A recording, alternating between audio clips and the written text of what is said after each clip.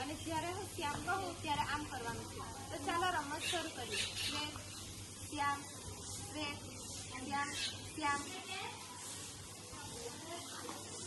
શ્યામ, શ્વેત, શ્યામ, શ્યામ, શ્યામ, શ્વેત, શ્વેત, શ્યામ, શ્વેત.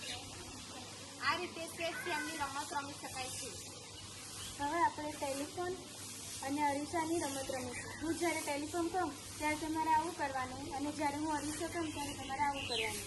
Telephone, અરીસો, telephone, telephone, અરીસો, અરીસો, અરીસો, ટેલિફોન, ટેલિફોન, અરીસો. આવી રીતે આપણે રમત રમીશું.